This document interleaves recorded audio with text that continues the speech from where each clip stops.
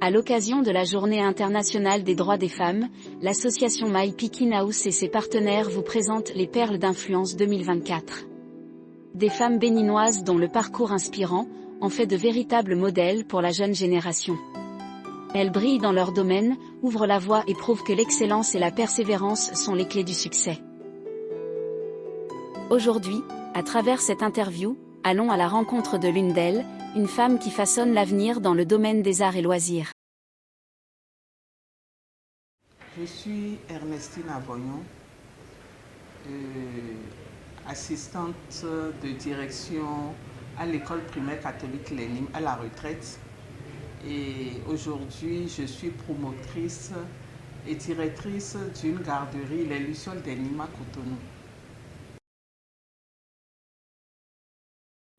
Oui, j'exerce d'autres activités associatives. En l'occurrence, je suis membre de l'association des guides du Bénin. Et c'est une association qui s'occupe de l'éducation et de la formation des jeunes filles, des petites filles et des jeunes femmes. Cette association nationale est affiliée à l'Organisation mondiale des guides et éclaireuses qui compte des bénévoles. C'est une association intergénérationnelle et voilà, c'est un peu ce que je fais en dehors de ma vie professionnelle.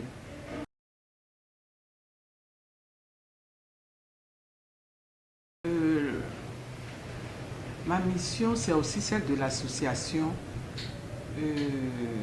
celle qui consiste à former, éduquer les jeunes filles.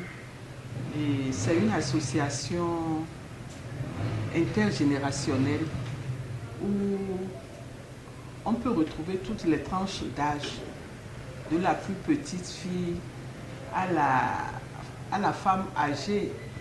Et chaque tranche d'âge a un programme qui est exécuté et dans laquelle la personne se retrouve, la femme se retrouve. Donc, c'est une association qui apporte, qui aide les parents à l'éducation de leurs filles, de leurs enfants. Et ça permet aussi de proposer aux filles des activités pour leur épanouissement. Donc, la mission ainsi définie, je peux dire que c'est une association éducative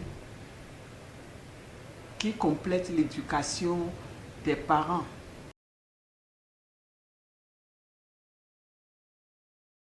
J'ai commencé au fait à l'âge de 8 ans.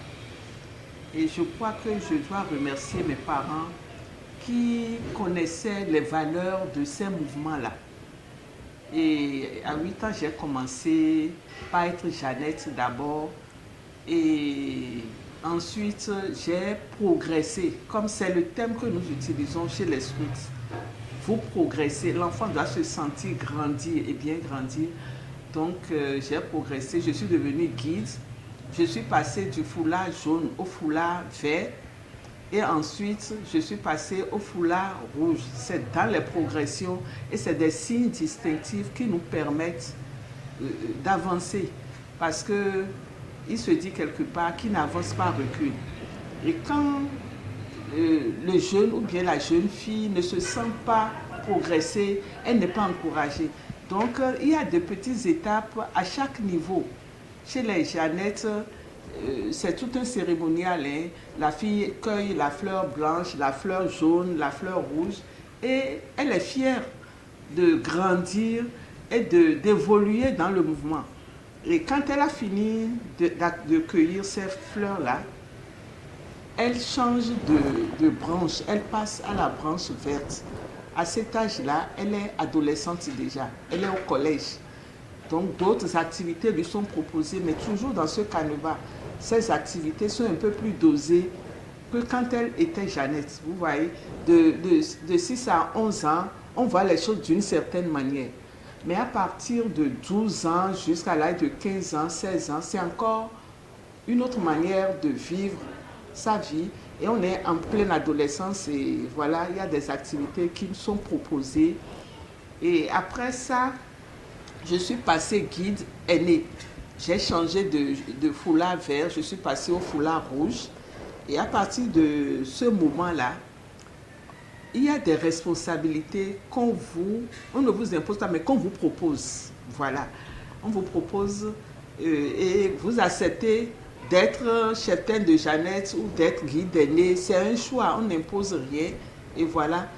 Et ça suit son cours. Et après, quand tu as vraiment envie de continuer, tu dois continuer d'ailleurs.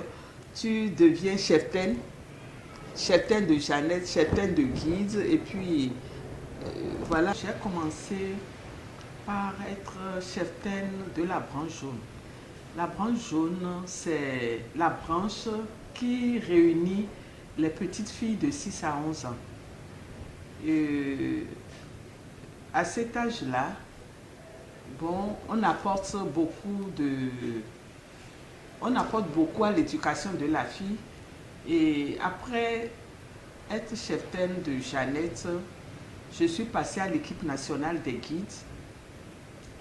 Quand je parle de guidisme, c'est le scoutisme féminin, au fait, c'est du scoutisme féminin. Et je suis passée à l'équipe nationale, ensuite formatrice. Et à ce niveau, je m'occupais de la formation des cheptaines, de la formation des petites filles et sur le plan national. Ensuite, je suis passée à l'équipe de formation du Comité Afrique. À ce niveau, j'étais directement gérée, employée par le Bureau mondial et je devais faire des formations à l'interne comme en dehors du pays. Je devais faire de l'effectif, donc j'étais tout le temps partie pour des formations, pour faire des camps et voilà. Et les camps, c'est des séjours de 5 jours, de 10 jours où on prenait les filles et on les formait à tout.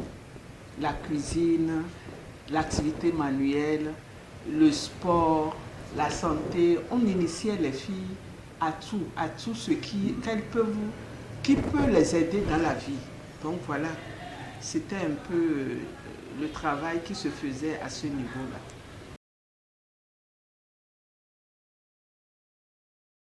Les défis sont multiples, mais ce qui m'a marqué le plus, c'est de pouvoir concilier la vie conjugale à la vie professionnelle et la vie associative.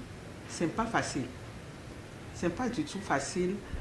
Et tu es la même personne pour 3 entités. Mais comme on dit chez les guides, le devoir de la guide commence à la maison. C'est la maison d'abord. Quand tu as le soutien de tes parents, de ta petite famille, ton mari, les enfants, c'est tout ce monde-là qui te porte pour que le professionnel et l'associatif marchent. Mais quand tu penses que tu peux, c'est pas évident. C'est pas évident. Et puis, il faut faire foi en ce que tu fais. Quand tes parents te portent,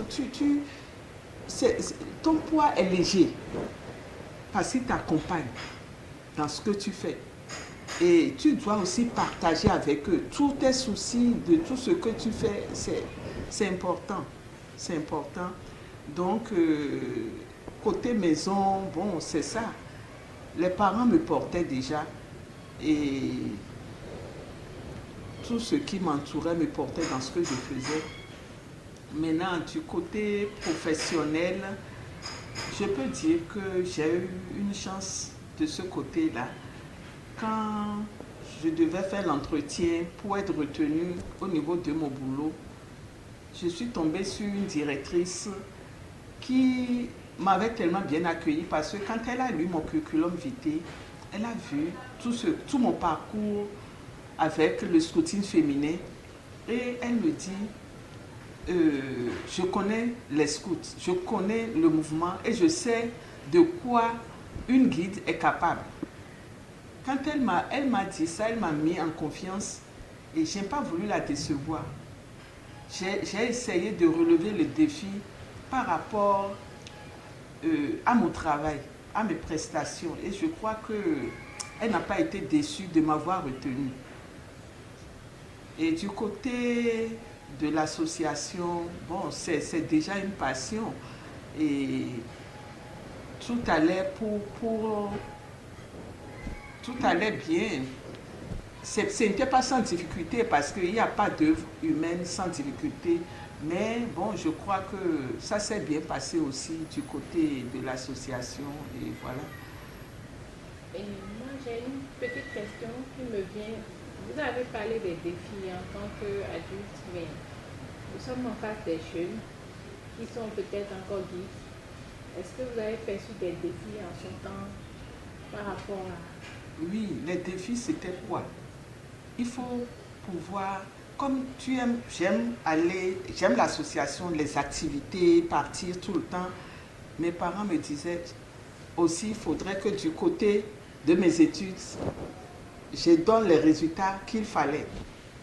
Donc, il fallait s'organiser pour pouvoir satisfaire les parents du côté des études et ne pas être du reste parce que la méthode scout vous fait évoluer en groupe, en équipe. Vous n'êtes jamais seul à faire quelque chose. Vous êtes 8, quand vous êtes Jeannette, vous êtes 6, qu'on appelle la sixième. Au niveau des guides, vous êtes 8. Et tout ce que vous faites, vous n'êtes pas seul, c'est toujours en groupe, en équipe. Donc, le défi aussi, c'était que les autres devaient montrer qu'au niveau des études, ça allait. Toi, tu ne devais pas être du reste.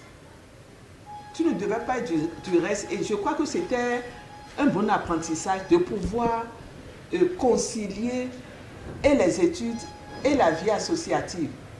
Parce que ce qu'il y a, quand on a pu gérer dès le bas âge, en grandissant, ça va de pair. On a la force de pouvoir avancer. Donc, le défi, c'est surtout à ce niveau. J'aime l'association, mais il faut satisfaire les parents. Il faut savoir que je dois préparer aussi mon avenir et ne pas me laisser seulement. Bon, l'association, c'est l'agréable. Et c'est l'agréable et c'est aussi l'indispensable parce que le scoutisme féminin, c'est une école de la vie. C'est une école de la vie et ça nous accompagne. On a beau étudier et tout ce qu'on a appris au scoutisme nous a aidé aussi à avancer au niveau des études, au niveau de la vie sociale et puis voilà.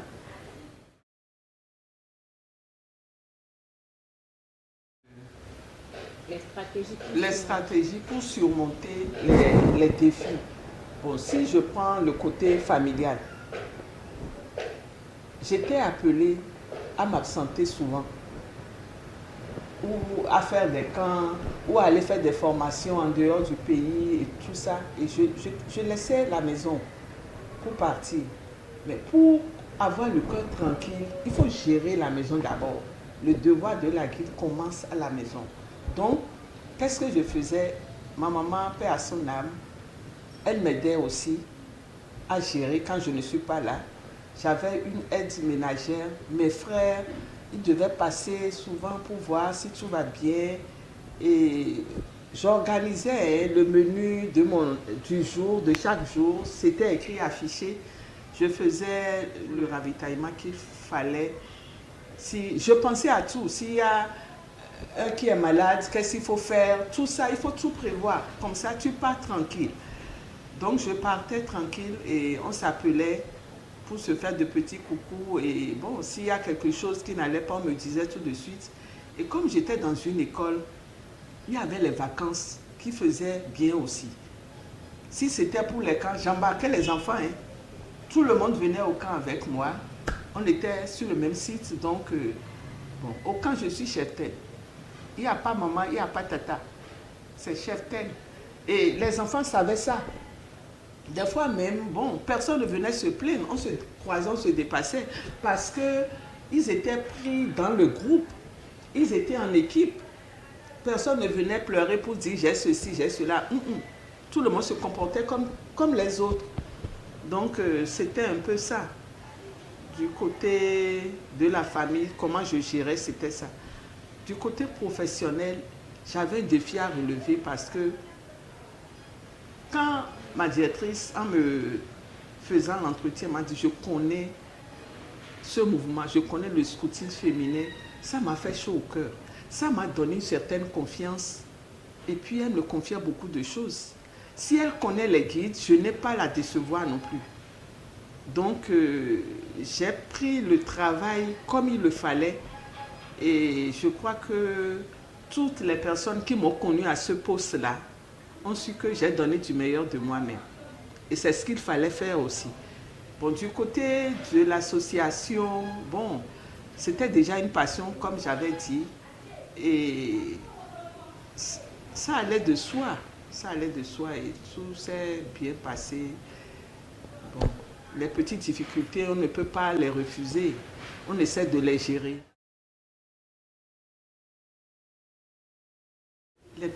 Mes plus belles réalisations, c'est d'avoir pu former des leaders.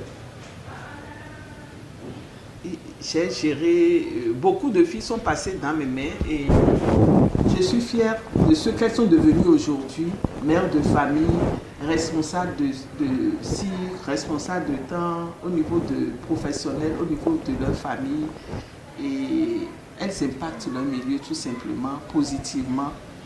Et pour moi, c'est une fierté.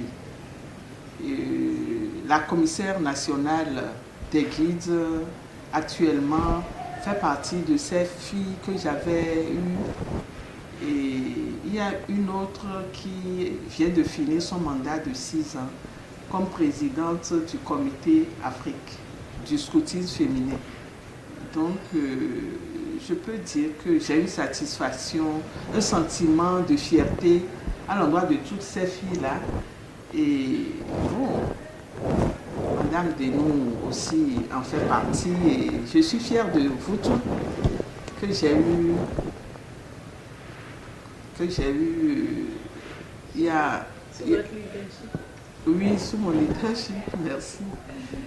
Ça fait plaisir qu'aujourd'hui on se revoit et que les fiertés sont partagées. Vous êtes autant fiers de moi que je suis fière de vous. Et c'est une grâce et je remercie le Seigneur pour ça, que ça ne pouvait pas être autrement que ça si le Seigneur n'était pas à nos côtés aussi. Hein.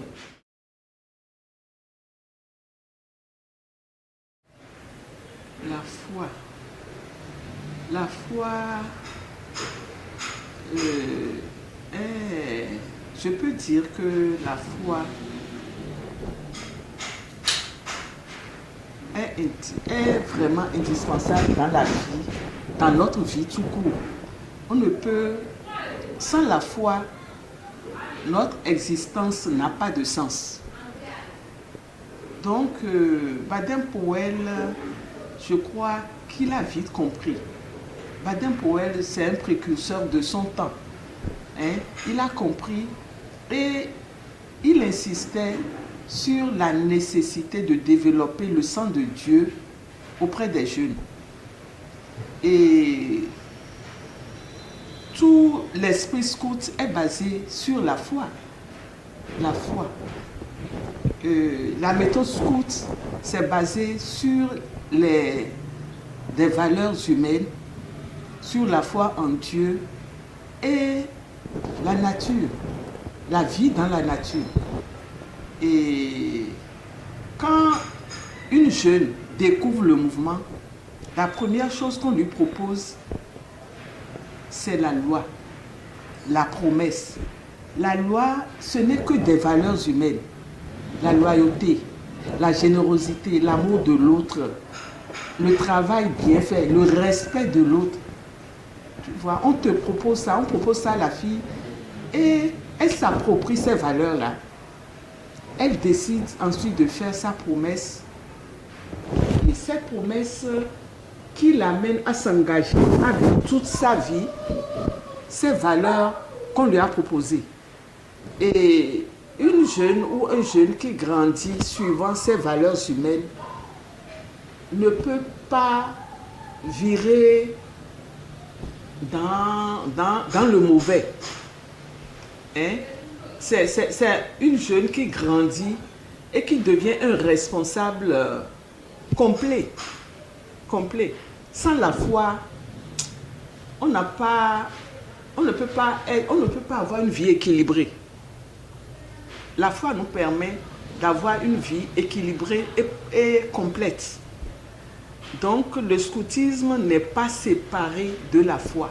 Ils sont intimement liés. Et tout ce qu'on fait, tout ce que tu fais vers l'autre, quelle que soit l'appartenance à ta confession, je crois que les valeurs humaines sont les mêmes.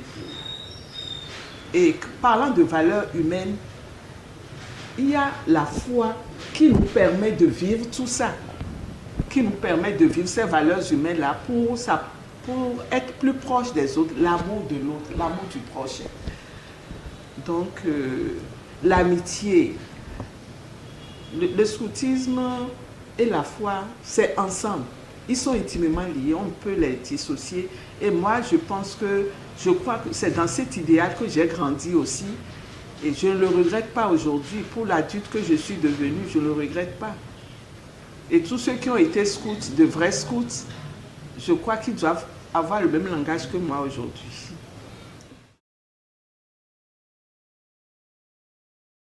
Oui, le conseil que j'ai à donner aux jeunes filles, c'est d'abord savoir choisir. Parce qu'il y a beaucoup de propositions actuellement. Beaucoup de propositions. Il faut savoir choisir son loisir. Et préparer... il faut qu'elles se préparent pour l'âge adulte. Avoir un loisir, quand elles vont être adultes, il faudrait qu'elles commencent aujourd'hui. Et elles vont évoluer avec. Parce que avoir un loisir, ça ne s'improvise pas comme ça. Quand vous n'avez pas une passion, c'est pas facile de continuer quand vous êtes à l'âge adulte parce qu'il y a des exigences professionnelles, il y a les exigences familiales. Et quand vous n'avez pas déjà cette passion, c'est pas facile. Et vous êtes vite découragé. Et si quelqu'un veut vous décrocher de ce loisir-là, si vous n'avez pas déjà une passion, on vous décroche très facilement. Donc, moi, je demanderai aux jeunes filles aujourd'hui de savoir choisir le loisir, de savoir s'organiser. Il faut savoir s'organiser, pouvoir concilier leurs études ou leur apprentissage, parce que le scouting, ce n'est pas seulement pour les gens lettrés. C'est aussi ouvert aux filles qui sont dans les villages, c'est pour les filles rurales. Il y a le guidisme rural. Donc, savoir s'organiser et se donner du temps, un peu de temps, pour aller se faire changer les idées un peu. C'est ce que nous, on a fait. On sort un peu de nos études, on va faire un peu de guidisme, on revient. Et pour la femme adulte qui travaille quelque part, je me dis souvent que maison, boulot, maison, c'est pas épanouissant. Il faut pouvoir s'en sortir un peu, voir autre chose, respirer 1 heure, 1h30 chaque semaine pour y revenir, dans le quotidien de la maison ou du professionnel. Donc voilà ce que j'ai à conseiller aux jeunes filles, savoir choisir, parce qu'elles ont beaucoup de propositions aujourd'hui. Elles peuvent faire du scoutisme comme moi, ou la danse, encore que chez les guides, chez les scouts, il y a la danse. Il y a les chorégraphies, on fait du jardinage, on fait des échanges. Il y a plein d'activités qui se font avec les guides qu'on retrouve aussi dehors.